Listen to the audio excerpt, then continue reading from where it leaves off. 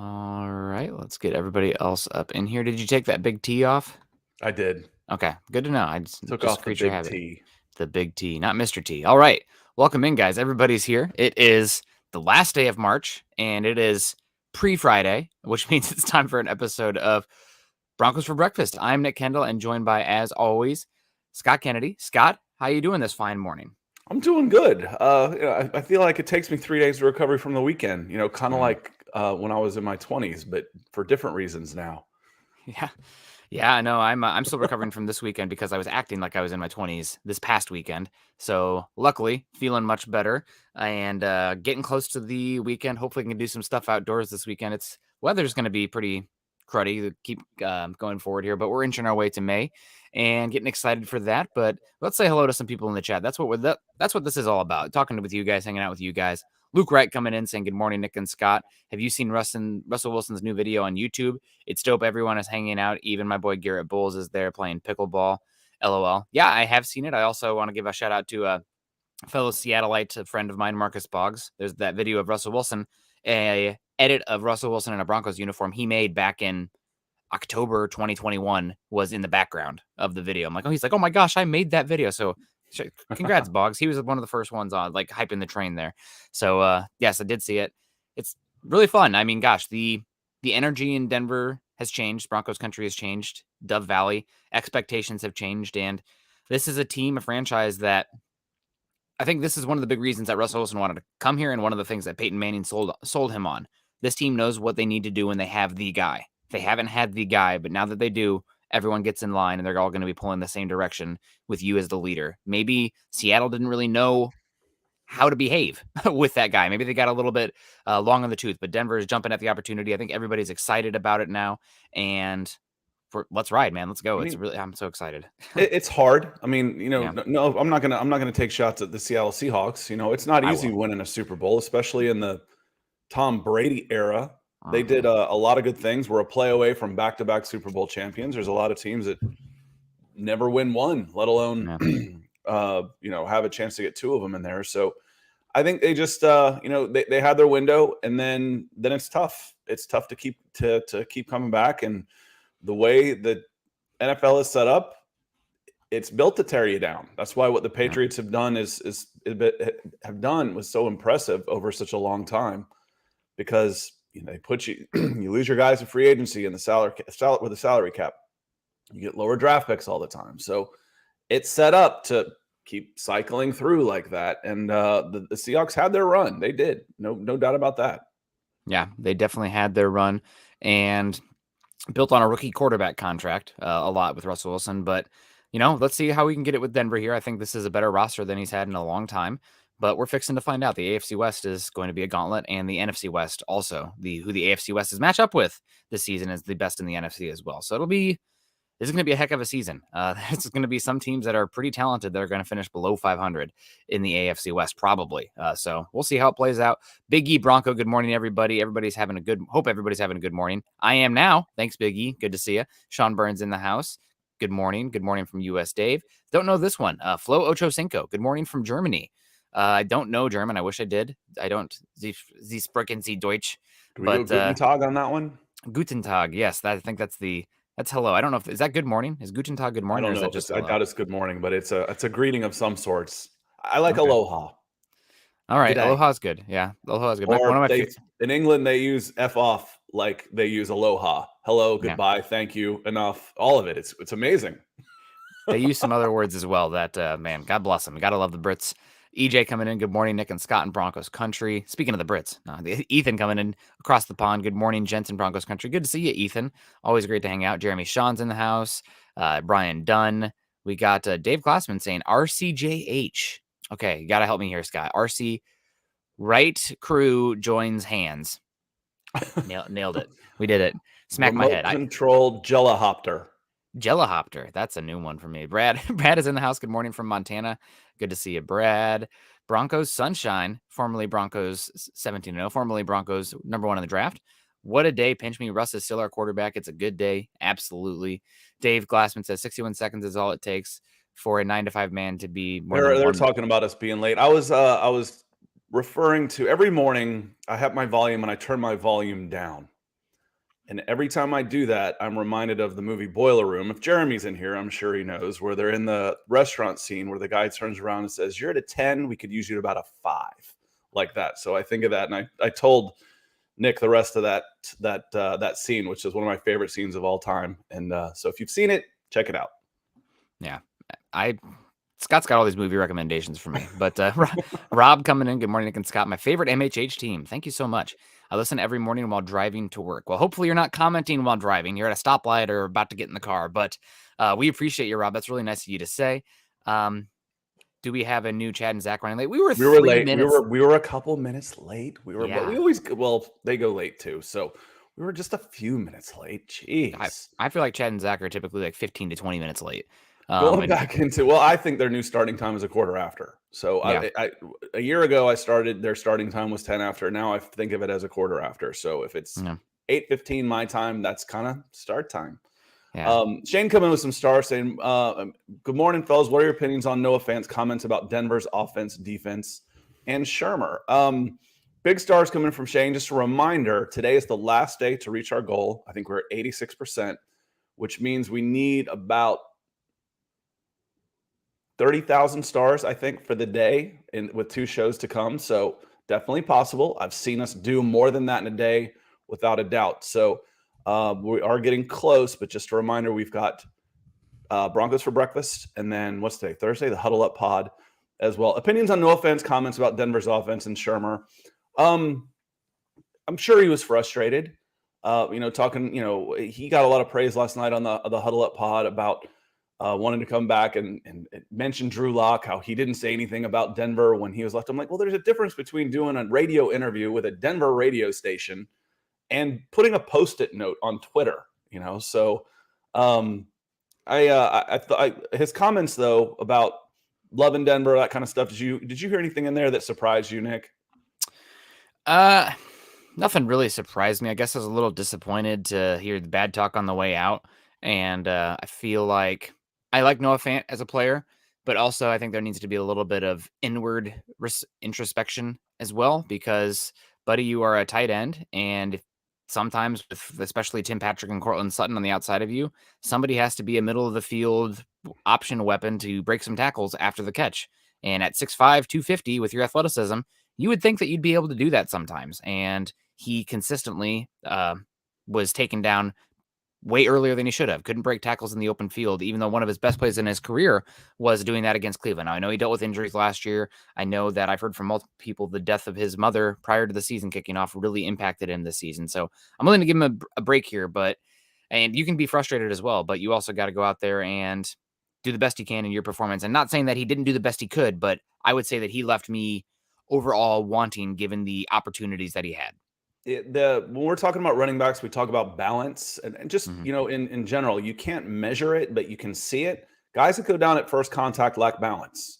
The guys that you see get hit and just kind of stay upright and slide over while the tacklers are sliding off of them, those are the guys that have balance. So I wonder a little bit about Noah Fant's balance and his inability to break a tackle. As far as what he had to say, I'm not too disappointed with it. I don't really give him the benefit of the doubt, because the coaching staff that he was complaining about was gone.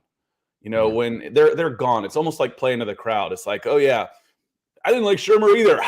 Yeah, it's you got a new guys. It was bad. Hey, yeah, that's what we want to hear. We're gonna be so much better. So I don't worry too much about that, because those guys are gone. If you dump on your former employer, because in a sense, his former employer's gone. His bosses are gone too. They got fired. So he's almost having a seat, you're better off without him moment, which in a sense is playing to the crowd, which, I can get behind a little bit. Yeah, absolutely. I'm Travis in the house. Morning, fellas, listening to the show. No stars for a little while, but I'm here. Denver Broncos for life. It's all good. Although we're not going to get to the star goal with that attitude, Travis. No, it's okay. No. Nick's teasing. I'm teasing. Jesse coming in again. Good morning, Jesse. Good to see you. Morning, y'all. Is there anyone else concerned that an 11-6 AFC West team could actually not make the playoffs? AFC West is going to be crazy. Definitely possible. Definitely possible. The AFC South has 2 teams that are very good. If you look at the Pro Football Focus's improvement index, the team that improved the second most this season was the Indianapolis Colts, going from Carson Wentz to Matt Ryan. And Matt Ryan, I think, is going to be an excellent fit for that team. The Colts with Carson Wentz, they had to become a shotgun RPO offense because that's what Wentz is most comfortable with. Hats off to Frank Reich for doing that. But I think that offense is built to be much more under center play action with Jonathan Taylor and peeling off of that with a smart quarterback getting in and out of the right run checks. Enter Matt Ryan. I mean, it's a perfect fit. So AFC South is 2. AFC North has 3 if you put an asterisk next to the Browns in the AFC West. So yeah, it's going to be tough. It's going to be real tough. Would you take 11-6 right now, or would you consider that a disappointment? Oh, I'd take 11-6. I think 11-6 is right. On that note, you go 11-6 and say I'm happy. Let everything else fall where it may. As long as you don't lose to the New York Jets in the last week of the season and choke on it. Yeah. If you're finishing in your final games with the Chiefs and you beat the Chiefs, but the Raiders beat the Chargers and those two needed to win or they tie and those guys go, you're okay. I kind of liken it back to the 2004 Auburn Tigers. I went to Auburn. I'd been complaining about not wanting a playoff in that format forever. So what happens? My team goes undefeated and gets left out naturally. Yeah. And people are like, were you upset? I'm like, no, I'm not upset. We won every freaking game. Same thing in 93. We won every game. What am I here to watch? If they're winning every game, I'm happy. So if you say 11-6 and it doesn't fall the way you want it to, it's still it's bittersweet, but you got to watch 4+ months of really good football, which is for me is more important than a 1-week playoff, a single elimination tournament. I'm in it for the long haul, not just for college basketball. I might tune in Saturday and watch Duke and North Carolina, but that's all I care about. This might be the only game I watch all year. Football, we're watching every week. I want a good product every week, and I think we are there. Speaking of helping us make a good product, Broncos Sunrise coming in saying, Sunrise, it's a new day. Thank you so much for the $20 super. I love it when you see that orange flashing on there. We appreciate you a lot. We got Stone Cold. Matches his screen. It does. Broncos Sunrise. That's how you know what is the joke. Not a joke, but the saying. Yeah, God's a sunrise because God is a Bronco fan because sunrises and sunsets are navy and orange. So gotta love it. Yeah, we share similar colors. So God's got to be an Auburn fan because the sky is blue and the sun is orange. Exactly. That's I don't know about Auburn though, but for sure. We got Stone Cold Tim coming in. Morning fellas, Broncos country. Good to see Edward is in the house too. Good morning, Broncos country. Jacob Foster. Let me hit some of my stars, folks. Here, you got one of them there. Jacob coming in, the silent one, always big with the help for sure. Thank you, Jacob. When I said we got a chance to make this because Jacob and Mark S and Dave Glassman and Shane are be here in the morning. So I know our YouTube folks. A lot of them are evening, but our Facebook guys come in strong. I mean, obviously we've got Ethan and Broncos Sunrise and Pobby coming in. So basically this show pulls its weight. Thanks to y'all for sure. Thanks to you guys. We pull our weight because of y'all. He comes in with some stars and he also has to say Rock Chalk Jayhawk. I'm not sure how Nick feels about that. If he's a Kansas basketball guy, if he really even cares. Yeah, I don't. Once the Hawkeyes were out, I'm like, okay, tournament's over. I guess I'm not pulling for Duke. I'm an anti-Duke fan more than anything. But so that's where I stand on the tournament. Is that Saturday? I'll watch that game. That'll be a lot of fun. Kansas and Villanova the other side. My wife went to Duke, and she's got a family full of Gator grads. And she grew up in Orlando. Her mom went to Florida Law School and everything like that. And we met in the 90s. And I said, you're going to have to pick one. You can't be a Duke basketball fan and a Florida football fan while we're together. Pick one. I don't care which, and then Billy Donovan rips off like 3 straight championships or something. I'm like, I'll take Florida. Florida. Travis coming in with some stars too. So good morning, Nick and Scott in Broncos country. Obviously, having Wilson at quarterback is a strength of the offense. Weakness is still O-line, particularly right tackle and center, maybe right guard. Well, that's 60% of your line there, Travis. But hopefully adding Turner and Reisner will progress from last season, which again, having a quarterback helps all of that. Thoughts, Nick? Yeah. How do you feel about the offensive line being a weakness still? Weakness is relative. For me, a weakness is something you can attack and exploit. So it's all relative. I don't think it's a weakness. It just might not be the strongest unit. That just means the rest of your team is in pretty good shape. So if the weakest part of your team is average, you're going to be pretty good. Yeah, and we have a computer cowboy, Ben Baldwin, has been doing a lot of simulation stuff, taking data from Our Lads and Football Outsiders and Pro Football Focus for pass blocking specifically, not run blocking, but pass blocking, and using it to help project what the offensive line is going to be like this season. And first, Mark Schrader, how you doing, Mark? Good Good to see morning, you. Mark. Hope you're doing well down there in the state of Texas.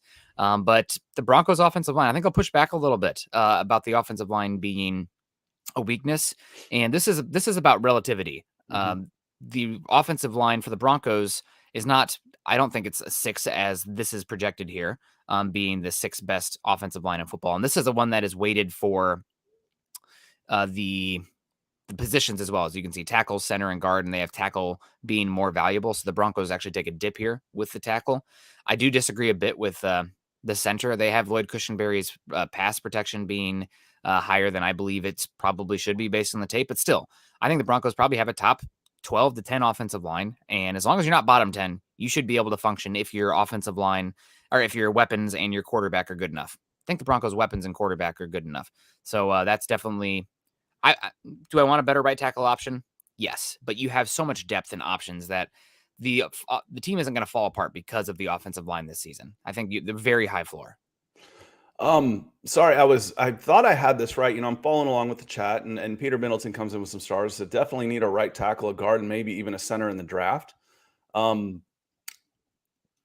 Yes, definitely need a right tackle and then some depth. I think you're okay at guard, or at least I feel pretty good about the competition there. Yeah.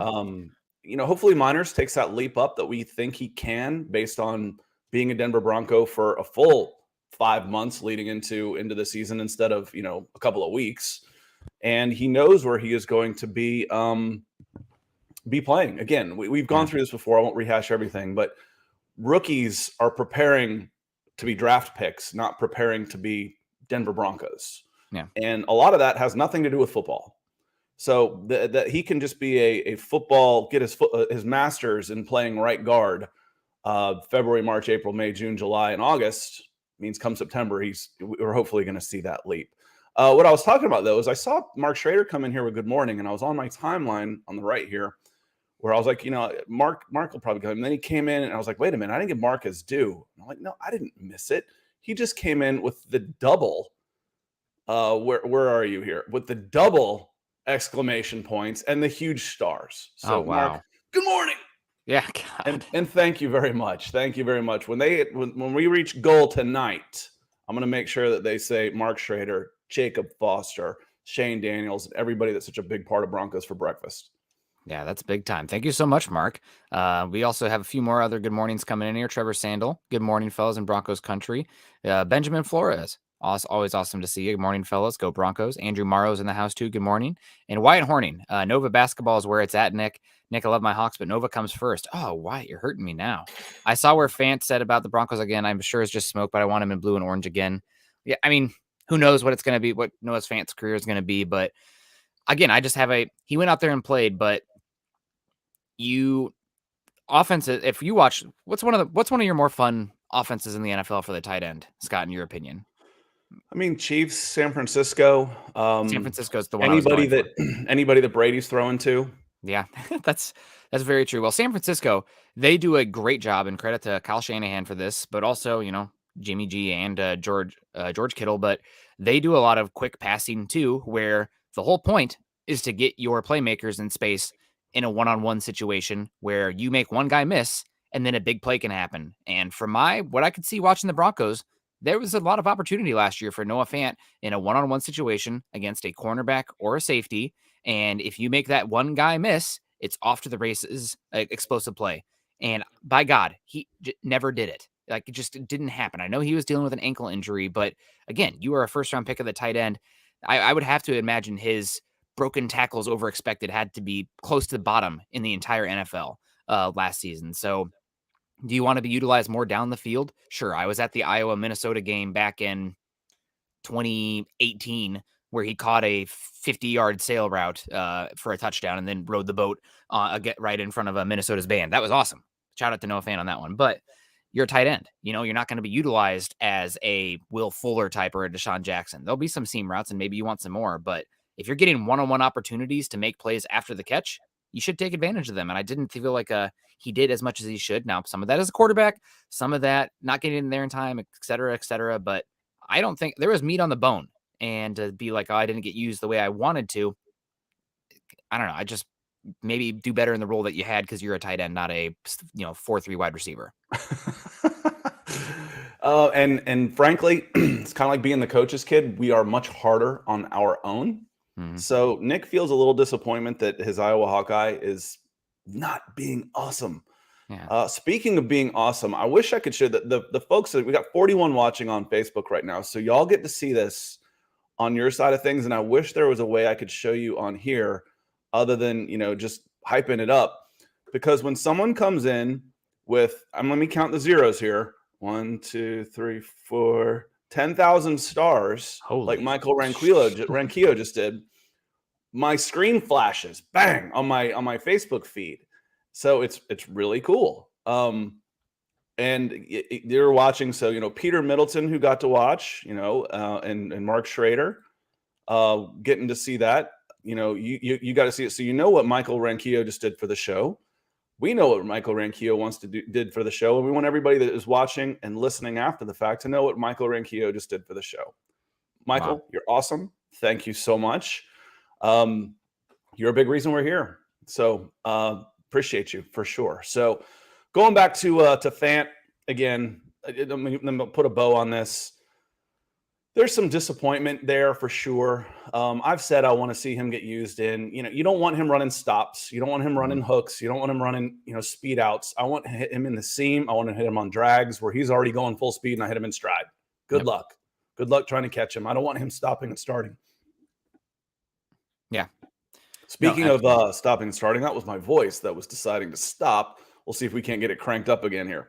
I think it's the couple, whatever the particles of air measurement is for dust and particulates or whatever. It's at like 100% solid from the pollen down here in Georgia right now. That time of year for sure.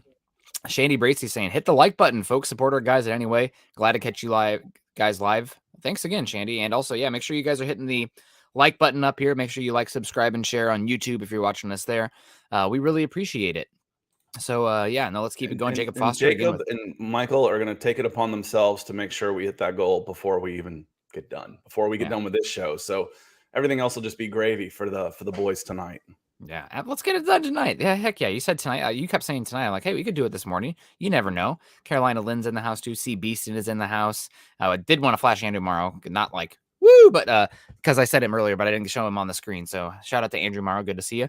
I'm rubbing Dom the wrong way this morning too. Good morning, fellas. How do you guys feel about the tackle from Green Bay? Also, he says, let's go Devils. Here comes Duke. I have a friend who's a big Blue Devil fan too. And I always thought the Carolina Blue was just much prettier, and also the Argyle. I mean, there's hard to beat that. So I preferred North Carolina, but I respect Duke and Coach K and the Cameron Crazies too. I gotta say, that's talk about a brand. I mean, that's incredible. So we'll see. His question about how do I feel about Billy Turner? I'm excited about Billy Turner for multiple reasons, but it's just because you have such an overwhelming tossing of assets at the right tackle position that your floor, again, it's not about the ceiling for me on the offensive line. It's great to have a good ceiling, but the floor is super high because you have multiple options there. And I'm guessing they're still going to bring in a guy in the draft as well. But Calvin Anderson has improved every year. I think he's better at left tackle than right, but he's going to get a shot. Tom Compton, I didn't think was terrible there last year. He got killed by Rashawn Gary and Von Miller. Those are two of the top 8 edge rushers in football right now.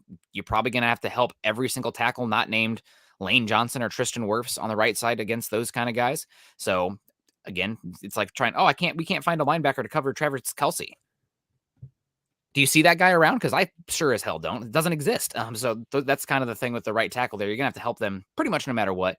But I like Billy Turner. He's healthy, he's competent, and he's versatile. If you get a right tackle in the draft that looks great and is playing well and you want to get him reps early, guess what? Billy Turner can go to a swing. He can go to left guard. He can go to right guard. So you have multiple avenues and configurations of the offensive line that you can put out there.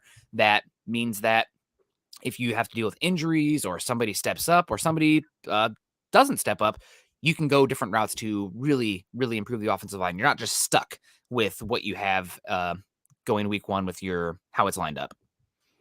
Yep. And just coming back through the chat here a little bit, want to say good morning to Miguel, and also want to say hello to Logan Davis. Logan, we got to listen.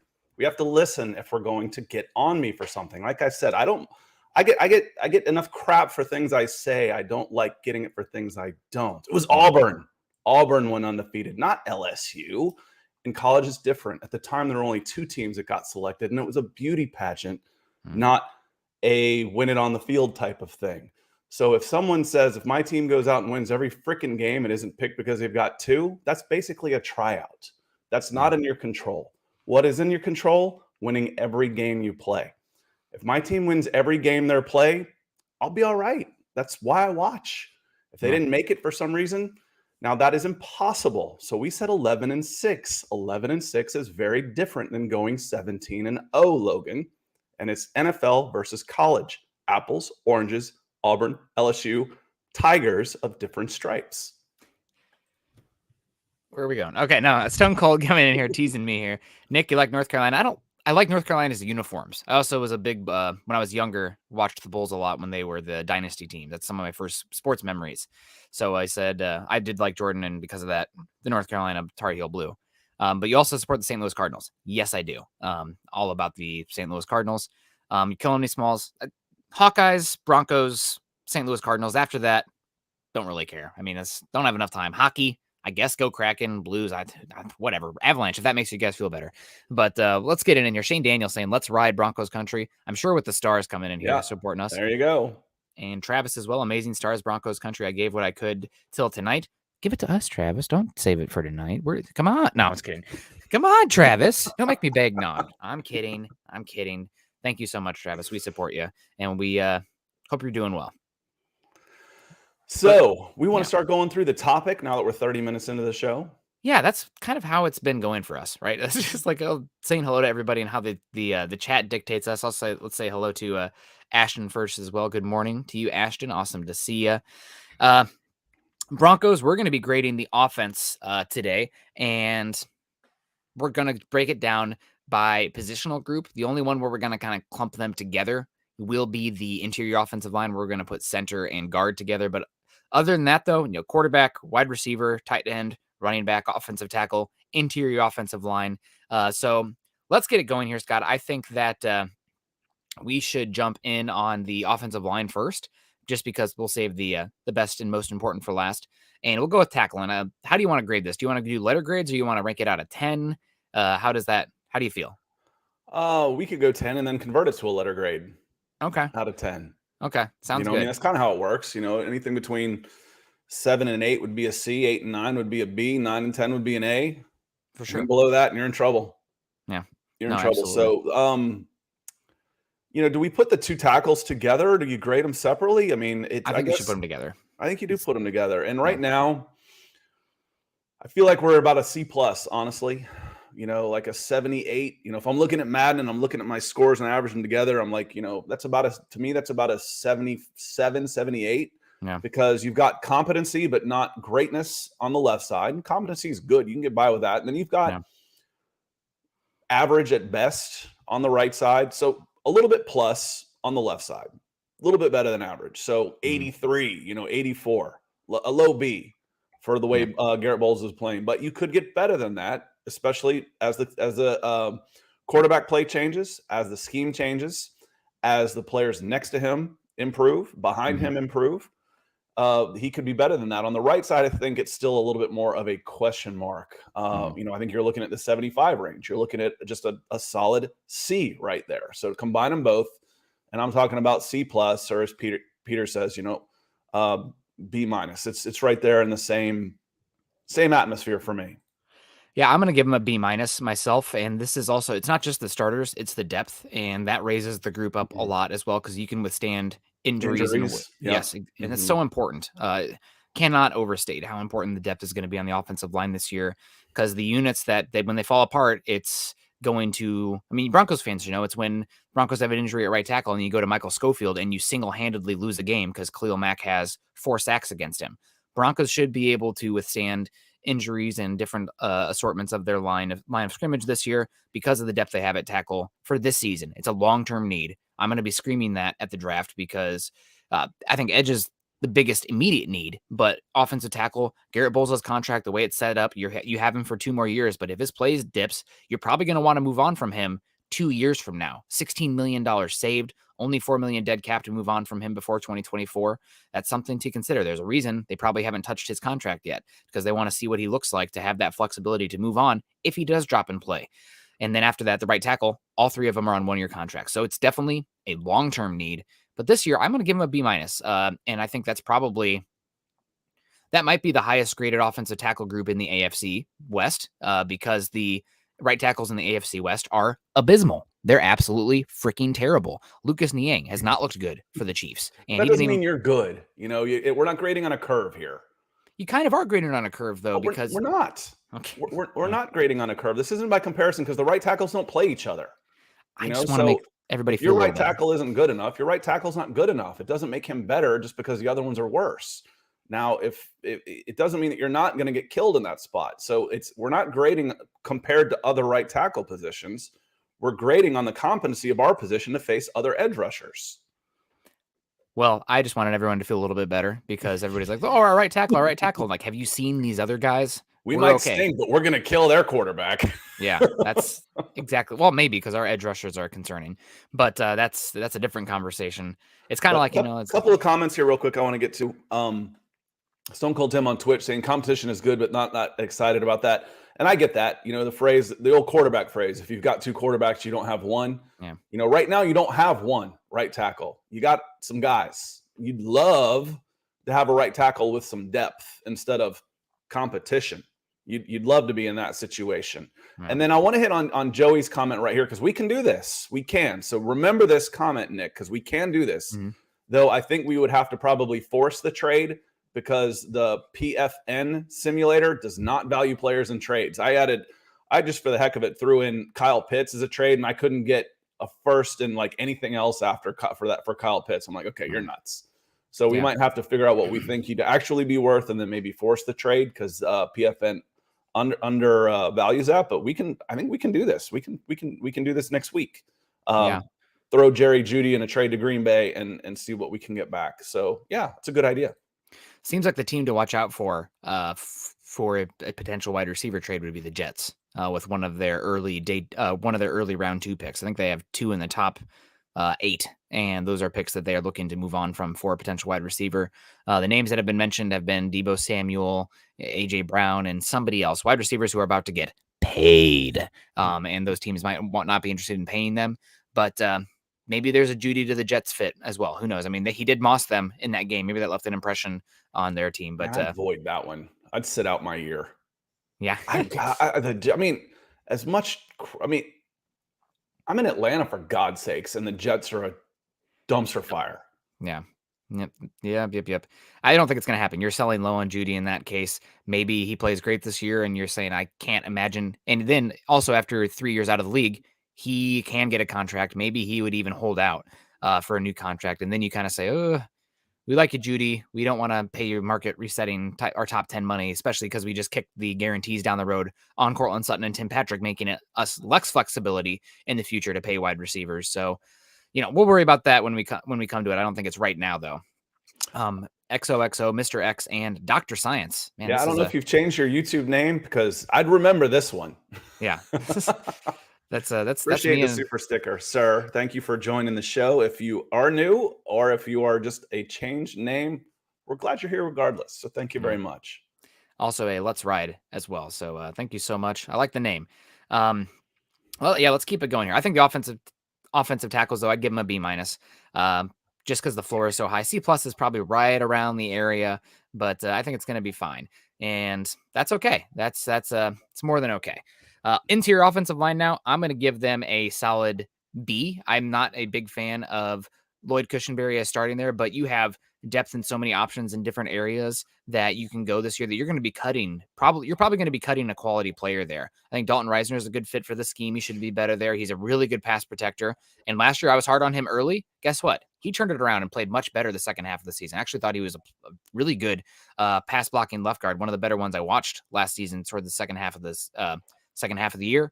Quinn Miners, a lot of upside. Tom Compton, his best position might actually be right guard. Graham Glasgow can play all three spots as well. And you also have Natane Moody, who's going to be fine. So I'm going to give them a solid B for the interior offensive line. I think this is and this has to do with as much depth as they have to. And Billy Turner could play the interior as well. So you just have so many options with the interior offensive line. I think it's a solid group. Okay. I think your best offensive lineman is Jake Matthews. It's Garrett Bowles at left tackle. And I think you got question marks pretty much at every position on the interior line. My first thought was C. You had question mark. You got bullied in the trenches last year. Have you made any definite significant upgrades, or have you just added guys that are like for like, that are very similar? Reisner was a problem last year. Cushenberry was a problem last year. Glasgow was a problem last year. Miners showed flashes as a rookie, but was still a rookie. Wasn't great. Yeah. You haven't upgraded those spots. Right now you're counting on scheme and guys moving up. So until I see it, you're still talking about a C for me. Yeah, I'll push back a little bit. I think early in the season I would have agreed with you on Reisner, but I really think like his play the second half of the season was really good. His pass, he didn't give up hardly any pressures on that side, despite having issues at the center position. So that's I'll push back a little bit on that. Miners, I'm excited to see this season. He's a splash play guy, which for the offensive line, I'd rather have the boring doing the job right every time versus high variance from the position. But I'm excited to see what he can be as well. And I'm excited about the depth and versatility they have there. The interior offensive line, you're right about the starters, but again, for the offensive line, for me, it's more about the depth and avenues of success rather than having huge plus players in that line. As long as you don't have anybody who is, trash bags out there, you can scheme it up and help yourself too. The other thing about the offensive line last season that is important here for the Broncos in context is Pro Football Focus just had a study come out last year talking about the impact of box numbers on EPA per play. And last year, Broncos far and away had the most players in the box of any team in football. They're also one of the heaviest blitz teams in football. And Teddy Bridgewater was still one of the five highest average time to throw in football. That says to me that the offensive line was having a harder task than a lot of other teams, and they still were managing to get competency out there. So I think it's going to be better this season with the better quarterback play. Maybe the scheme can help a little bit as well. So I'm going to stick with the B. I think that Cushenberry scares me a lot. Maybe you could talk me into a B-, but I feel better about the holistic, sizable options at the interior offensive line than I do Garrett Bowles plus right tackle. And also it's because your best right tackles can also move into guard and be good options there. I'm also interested in seeing Glasgow at center. You could improve over the course of the entire season. You could improve 2 spots if Glasgow goes to center and is an upgrade, and then Miners gets the entire time at right guard. So when I mean last season, I mean the improvement over the season. I mean last season, like over the whole of 17 games, you could get better by sliding Miners in and moving Glasgow over potentially. John Clay Eventing, one of our YouTube superstars, coming in over here, making sure we get it done on Facebook. Says, morning, gents. Flipped over to Facebook to send stars. I'm just excited about Russ working with the offense in the offseason. I love it. Let's ride. Well, we appreciate you, John Clay Eventing. And, we want to just stay real quick, close to the ball and go quarterback from the interior line. Yeah, let's go quarterback now. Thank you so much, John Clay, for joining us here. So actually, let's real quick, the whole offensive line, I'm going to give them a B just because of the depth. I value the depth so much in that position. And this is also pre-draft. We'll probably do this again after the draft where we will even have a better option of this. But I look across the league and I'm grading on the curve here. Across the league, not many teams have as many avenues to success as the Denver Broncos do. I showed you that study or the analysis earlier from Ben Baldwin saying the Broncos had the 6th best pass blocking offensive line in football projected for this season. I don't know if that'll be the case, but if they're lower than top half of the league, I'll be shocked. I think they'll be somewhere between 16 and 10 in pass blocking, probably somewhere between 10 and 20 overall offensive line. I'll take that. That should be good enough as long as you need your offensive line to not be bottom 10. As long as they're in the top 20-ish and you have a good enough quarterback and weapons around them, you can have a top 10, top 5 offense. We saw it last year. The Bengals had probably a bottom 3 offense in football. They went all the way to the bleeping Super Bowl. You don't want to follow that avenue or that I guess, that game plan. They obviously attack the offensive line this year, but you can get by, and the Broncos offensive line is eons better than that. I think they're closer to what the Rams were last year at this point as well. So it should be an okay unit. You do want to improve the right tackle, especially given the AFC West long term. You do want to find probably better center play, whether that be Cushionberry or anybody else. But I'm pretty high on how this offensive line can function this season overall. Yeah, I'm B- on that across the board. Yeah. I think I said, like B and C+ right in there, or C and B- somewhere in there. So I'd go C+ B- right now. And Brad D has a good comment. It says your O-line is only as good as your weakest link. You can scheme around that a little bit, though. You can, if you only have one. Now, if you got As two long of as those they're not guys, terrible. turnstiles, you're in trouble. Yeah. But if you're right tackle, I can drop in an H-back, an extra tight end on that side, and chip. I can run away from that side. There's a lot of things I can do to help protect one of my weaker links. As long as they're not just horrendous. And I don't see any of that here. I see competent at worst. That's not faint praise, I know, but I don't see one of those. Okay, so and so just got 6 sacks against the Cowboys reserve right tackle. I've seen that happen. Yeah, that shouldn't be happening here. No. Ethan says, all right, let's move on to the good stuff on offense. Let's get out of the trenches. I love the trench talk, but you have to if you watch Iowa Hawkeye football, because the skill position player is not typically as fun unless you're talking tight ends. But let's get to quarterback first. I think the quarterback, maybe this is me being a little bit of a curmudgeon here, but I'm going to go with A- right now for the quarterback play, because I think Russell Wilson is probably closer to the 10th best quarterback than a top 4 quarterback in the NFL right now. And that's not because Russell Wilson isn't great or a franchise quarterback. It's just the top level of quarterbacks that are emerging right now are insane. The top level is crazy. I mean, gosh, who knows? So I think he's probably around there. I would probably have him at an A-. He could definitely push to an A this season, but I need to see what it looks like overall before I'm ready to give him an A. And this is probably going to be the only. Ooh, no, I'll take that back. But the A- for Russell Wilson right now. Yeah, I'm going to go with an A on this because I'm not grading on a curve. Again, I don't have just a certain amount of, going back to the days of the stars. I'm not limited in how many 5 stars I can go. If I've got 6 5-star quarterbacks that year, I'll give a 6th. For me, it's about your performance. Again, I look at a Madden chart. If he's a 98, even if he's the 5th, 6th, 7th best guy, because there's unbelievable guys that are 99s, so be it. He's still a 98. He's an A for me.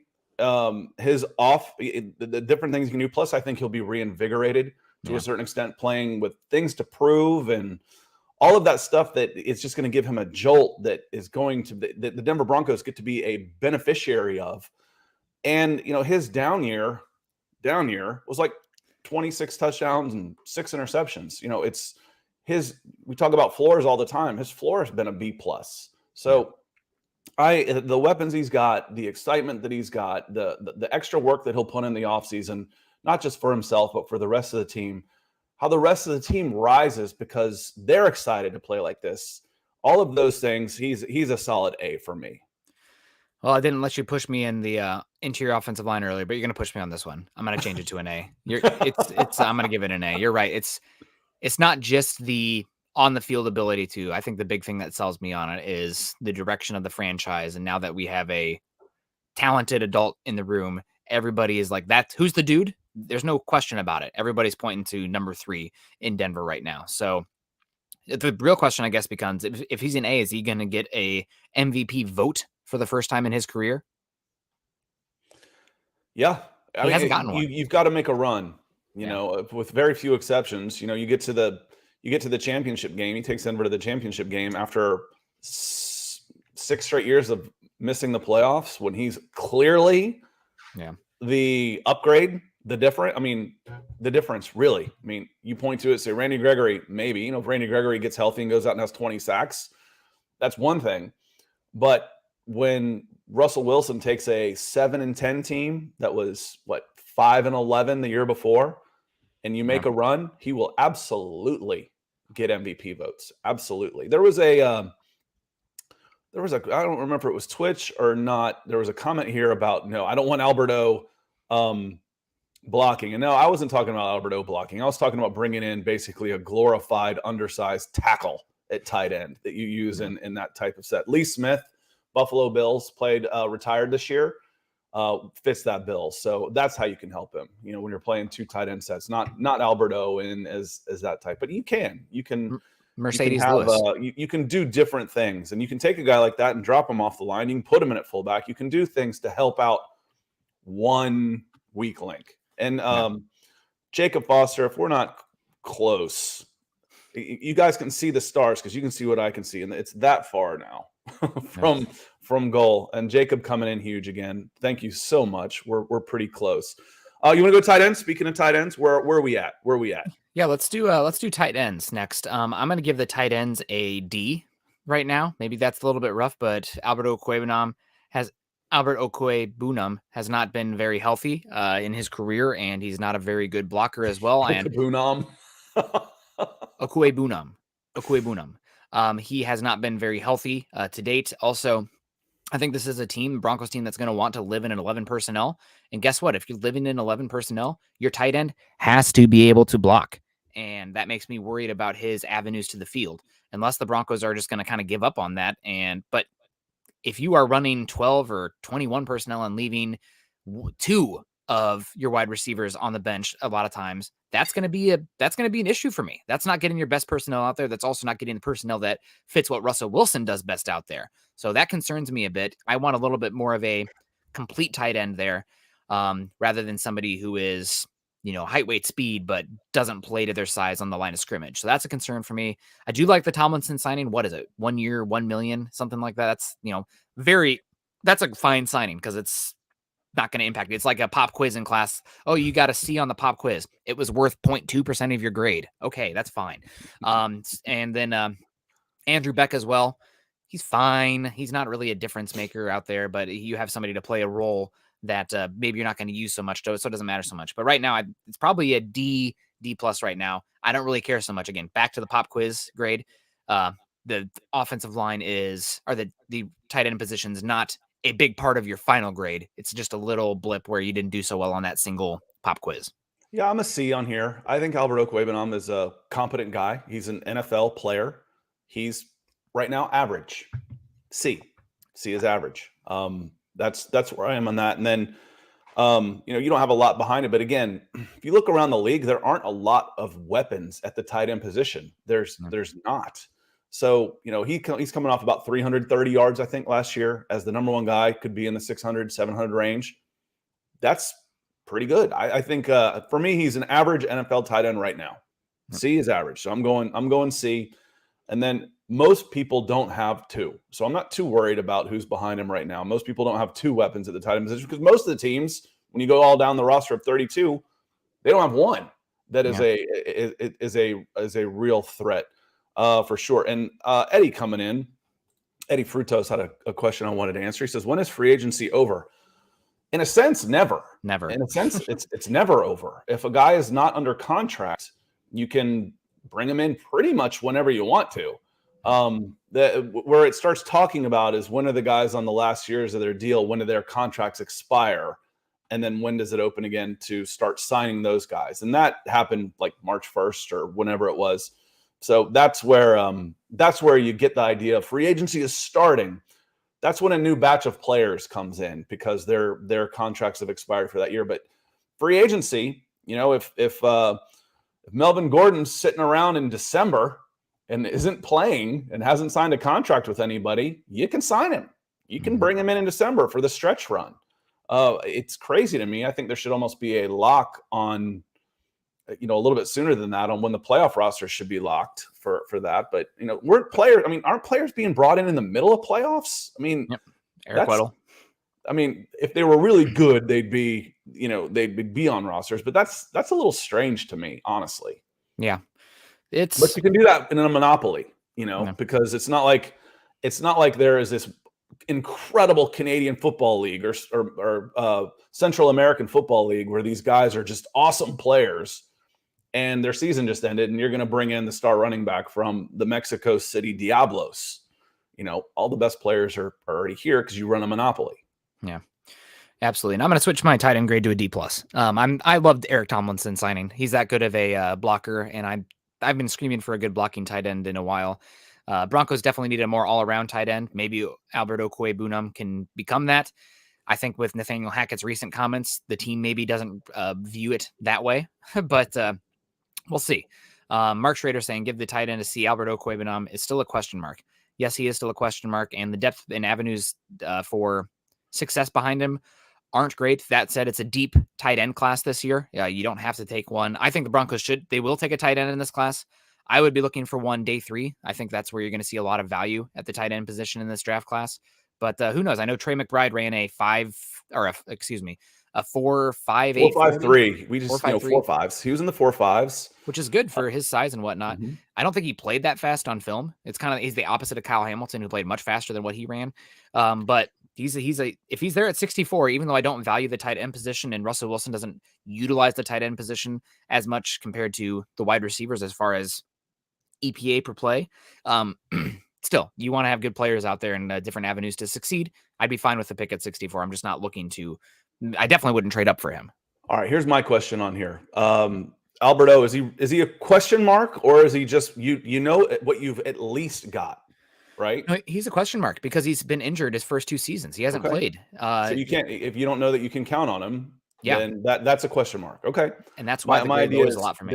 Then okay, I agree with you on that because I wasn't being the number 2 guy. I wasn't sure if he was just number 2 and he wasn't being used, or if he had been. So okay, that's a good shout.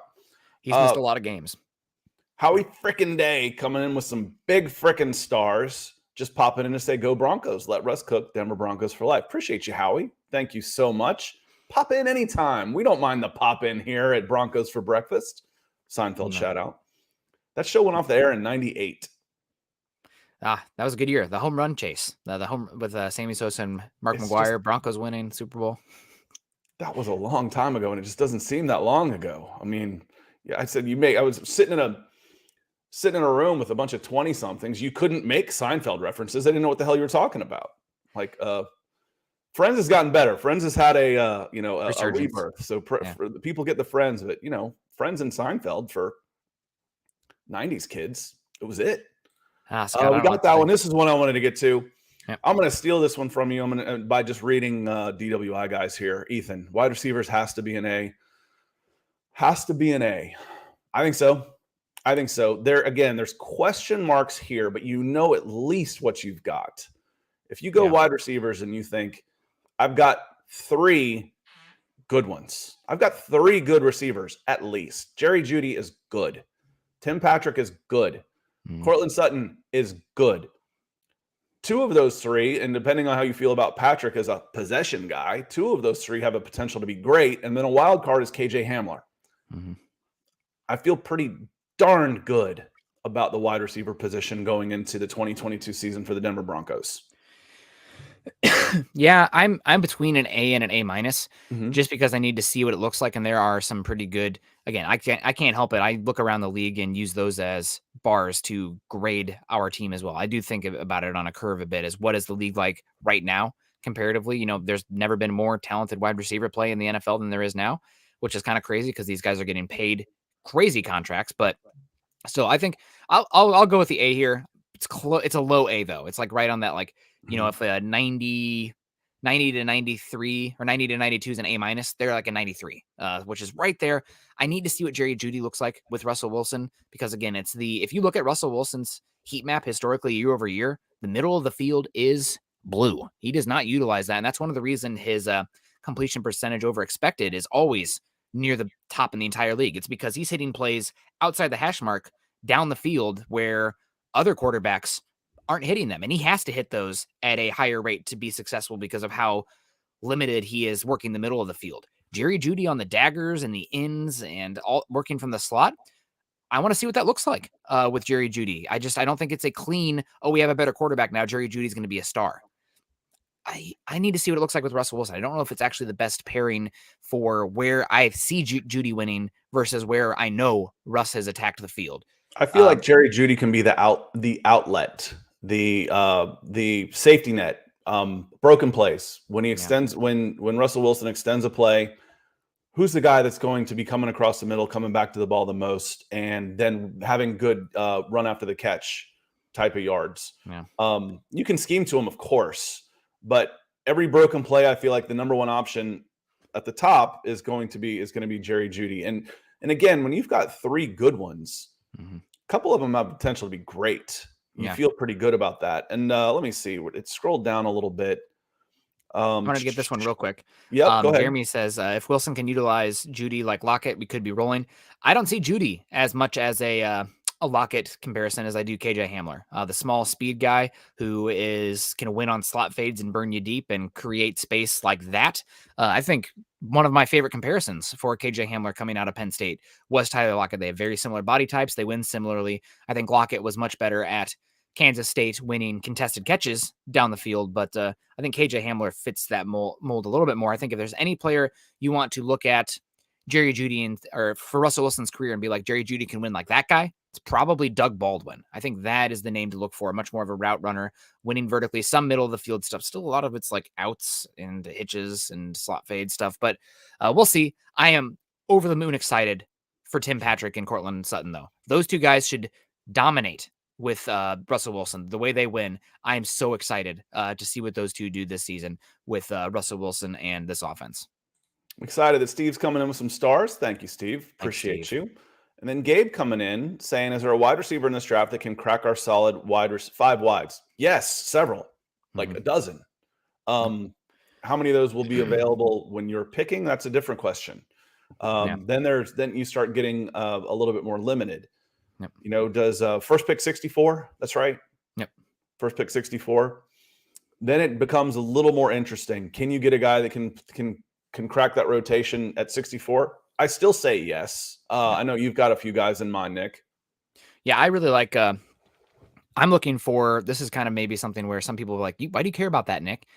In today's NFL, where teams are playing nickel and dime package, no matter what personnel you're playing, you need to be able to run the football effectively out of 11 personnel. It's something that the Rams have made Sean McVay specifically has made an offense out of, being able to run out of 11 personnel. And in order to run out of 11 personnel against light boxes, to make teams have to roll down into cover 3 looks or cover 1 looks or even stick in base, you need your wide receivers to be good blockers on the outside. They need to be able to function and crack block, come up and take a linebacker or a safety from the backside to create space and be physical. So I'm looking for a wide receiver who has a physicality to block in the run game. That also likely means some special teams ability as well. If you're physical enough to block on the offense, you're probably physical enough to play special teams. I really like if he's there at 75, John Mechie. I know he's coming off the injury. It has to be clean as well, but you're talking about a guy who's probably going top 50 before that injury. And now you can get him 75, 96, maybe. That, as long as you're not worried about the long-term health for him, that would be awesome. I would have no issue with that. I know that wide receiver isn't a long-term need, but this is more about setting yourself up roster-wise and cap-wise for the future. I mean, we're seeing what the wide receivers are getting paid right now. And if you can have yourself a young, cost-controlled guy on a rookie contract for the next 4 years, that makes it so you can pay an offensive tackle or pay Russell Wilson a little bit more or pay another edge rusher or keep somebody like, I don't know, somebody coming up like a Draymond Jones. You need to be able to find those margins. And with the way the wide receiver market is exploding, you're going to need some cost-controlled options there. And Gabe saying, who's the odd man out of that 5 now? Right now, I've only got 3 in. Sutton, Patrick, Jeudy. So everybody else is working to get into 4 and 5 as far as I'm concerned. Yeah. Hamler will get in there.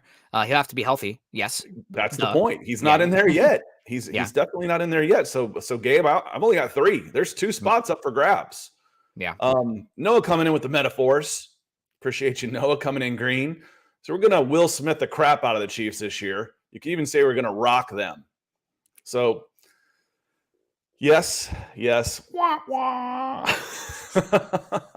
Appreciate you coming in. It's going to be interesting. You're not coming in with one hand tied behind your back, that's for sure. No. So it'll be more of a fair fight. Looking forward to, and it's just still March.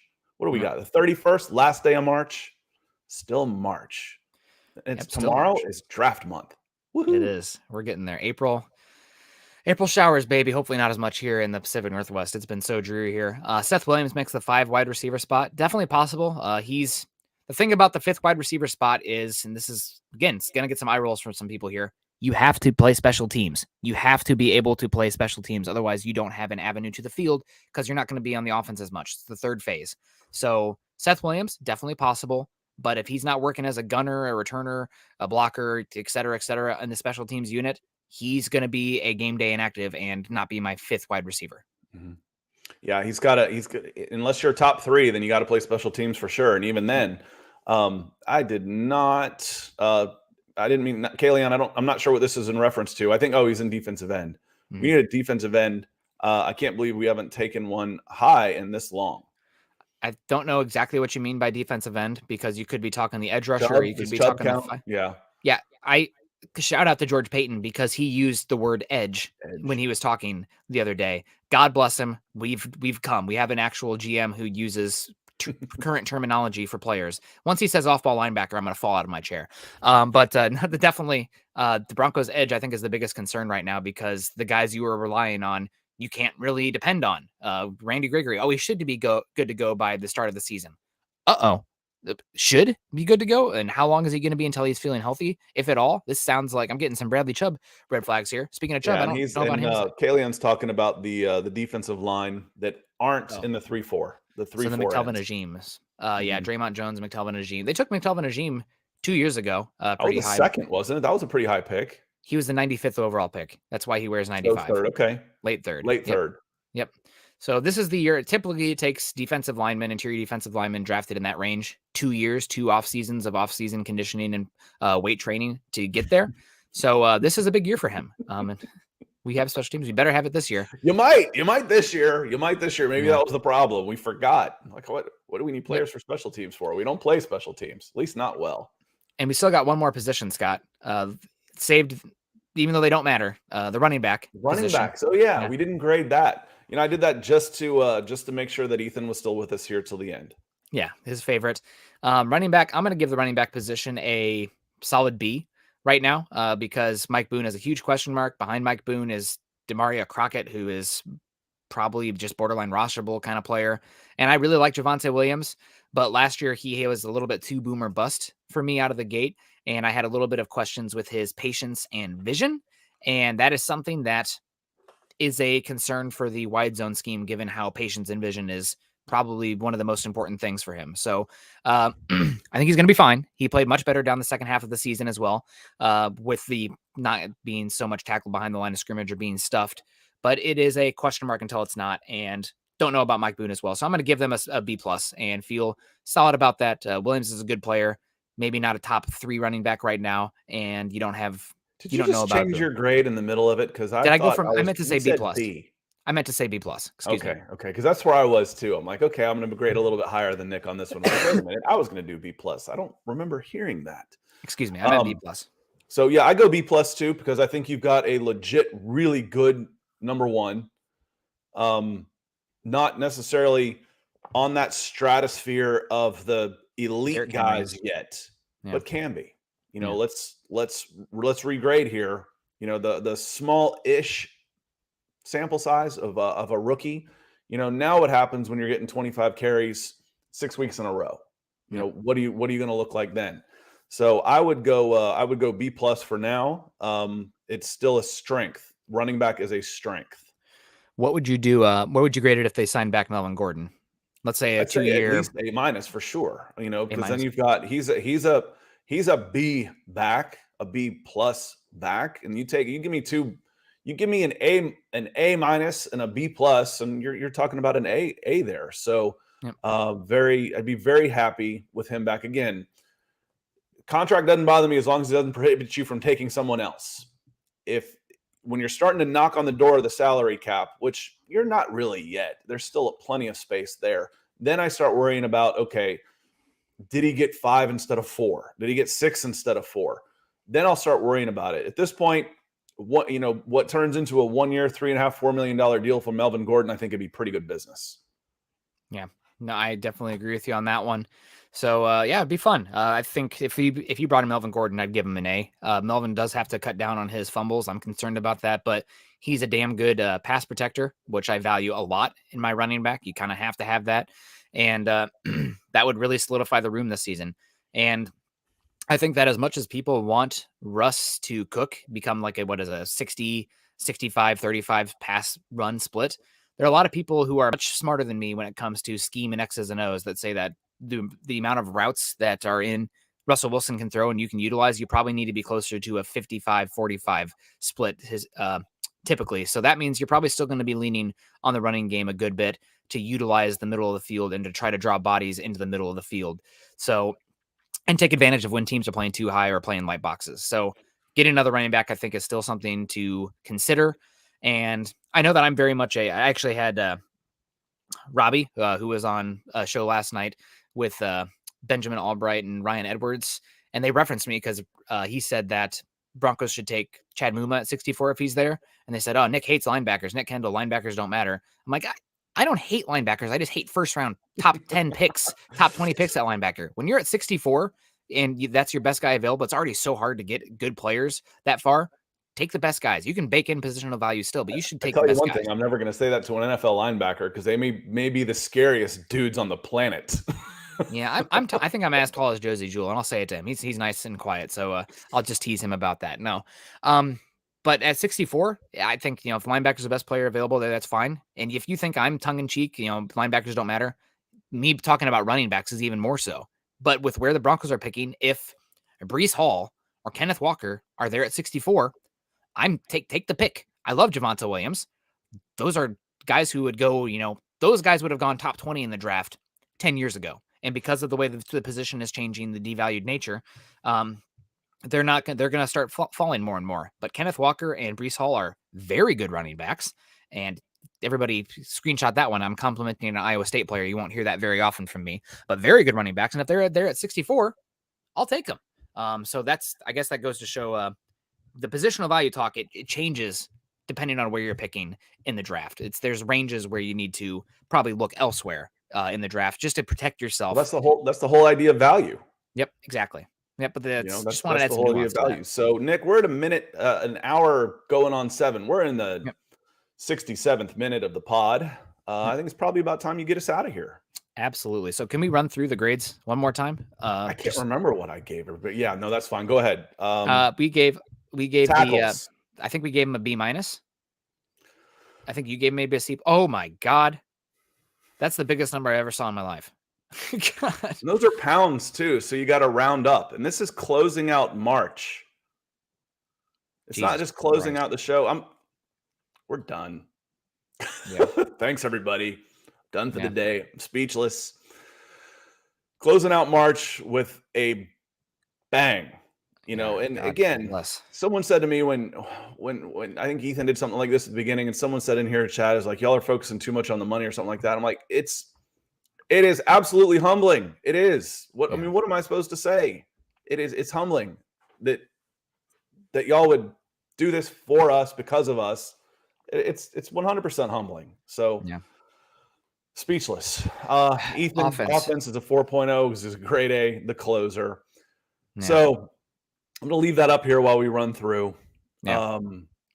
I think C+, B- at tackle. I went C for interior line. I went B. And I went C at tight end. I went D+ at tight end. Wide receiver, we both went A. Quarterback, we went A. And running back, we went B+. So overall, the offense, that comes out to probably a B+ overall offense, where the offensive line is still the area that we are the least confident in the starters. But it'd be fun sometimes to kind of talk like ceiling floor as well. Maybe that's a discussion for later. If you take the value, say, okay, if I've got a competent O-line and I've got plus at the skill positions, I should be a pretty damn good offense. Yep. If I'm below par at the offensive line, or I've got a couple of gigantic holes, and it doesn't really matter what I have at the skill position players to a certain extent. Yeah. I know people want to point to the Cincinnati Bengals, but the Bengals damn near missed the playoffs. They were 10-7 and almost got their quarterback killed. So there's outliers in there for sure. But, over the course of 17 games, you cannot be that bad on the offensive line and expect to be an elite team. They were 10-7. They were a good team. They got hot. That happens. Yep. That's why you want to just make sure you're in the dance. Yeah, quarterback, I'm an A. Yep. Straight A. 4.0 A. like the red I see up there. Yeah. Running back, B plus. And again, with some of these, you got a potential to go A plus you've got a potential to go A plus at wide receiver. You got a potential to go from B plus to A at running back. You've got a potential to go C plus up to. So I'm almost grading the floors of these guys, honestly. Yeah. You got a potential to go at tight end C. C should be the worst. This should be the lowest these grades are. So we'll do this again mid-season for sure, and we'll keep track of these and say, okay, where are we now? How do we do? Where did they improve? Yeah, and the other thing about the grades as well is I was working on a formula, just kind of spitting it out there to come out with like an out of 100 grade for a team. And quarterback for the offensive grade, quarterback was 50% of the overall grade. It's kind of like if your final test is like, okay, everything you've done to this point is only 50%, and then your final test is 50. That's how valuable the quarterback when is. When we did recruiting rankings at Scout, I gave positional grades. I gave them different points because it was based on weighted. However, the ranking was a point. It was a point factor. If you got 5 stars, was worth X amount of points. The positions were worth X amount of points, and centers and punters, they weren't worth the same amount as a 5-star center wasn't worth the same amount of points as a 5-star quarterback. Nope. Absolutely. Good gracious. That's got to be it. Michael had to have done it on this side too. That had to have been the number that put us over, Michael. Me coming, Eric saying, good morning, Mike, good morning, Nick and Scott. Broncos for breakfast crew and Broncos country. Have a great day. Eric, you have a great day. You have a great day too. Want to tell Wyatt. So I definitely wouldn't tell the outlaw linebackers don't matter. If he destroyed Henry, I can only imagine me getting hit. Yeah, like I said, the linebackers are the guys that I could give them my best shot and probably just end up breaking my hand or wrist or both, and then I couldn't outrun them. So we're going to be friends. We're going to be good friends. Dean Maltby coming in also. I feel like that's a little bit of a new name, Dean, coming in with some stars saying have a great day. And Dean, welcome to the show. Find us on Twitter and say hello. And Ron Stanek, again, that feels like a newer name to me also. So hit us up on Twitter. Make sure you're following us with some stars. And like I said, Michael coming in with the number that should have put us over the top. It looks like we're there. And if we're not, we're 50 cents off. So it's got to be close when it updates tonight. Tune in tonight to the Mile High Huddle, the Huddle Up Pod with Nick, not with Nick. Who's on tonight? I'm so flustered. It should be with Chad and Zach. Generosity. Nick, bail me out here because I'm not speechless. I'm just a babbling idiot. Stuttering there a little bit. It's okay, Scott. You can go take a lap. We're going to get ourselves out of here. Thank you guys for joining us today. Make sure you're tuning in tonight to join Chad and Zach for a Huddle Up episode. Make sure you guys are following Scott and I on Twitter. Scott is at Scout Kennedy, and I am at Nick Kendell MHH.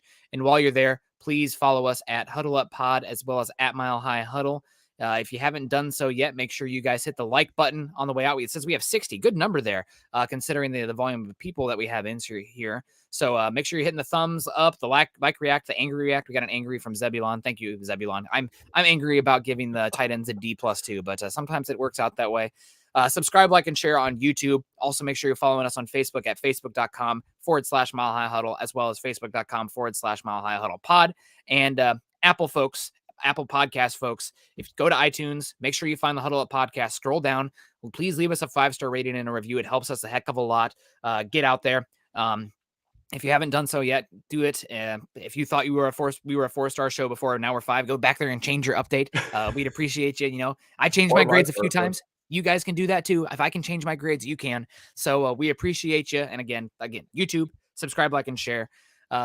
We probably got to get on out of here. Any more chats you want to get to?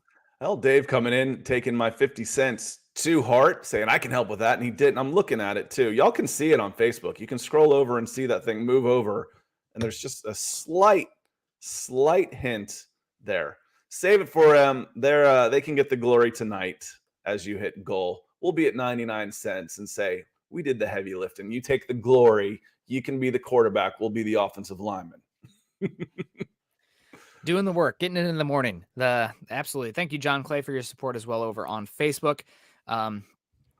Yeah, I think this is a good idea. We haven't done that. They do that in the evenings. Nick and I haven't done something like that yet, but it's absolutely something we can do. Ethan wasn't afraid to let us know his name. Sometimes when people hide behind a persona of sort, but that's a business persona. So yeah, we can absolutely do something like that. No problem at all. So Ethan and I stay in touch via email. So we'll figure something out. Yeah, absolutely. Well, guys, make sure you hit a like on the way out. If you haven't done so yet, subscribe to us on YouTube, please, and share the show to your social media pages wherever you listen. If you have some Bronco fans, friends, Sally sells seashells. Yeah, share the shows on social media. Wait, what? Gonna have a great time. Happy last day of March, everybody. We will see you again Monday morning on April 4th. And everyone have a great, safe, healthy weekend. Stay safe. Choose kindness. Choose compassion. Go Broncos.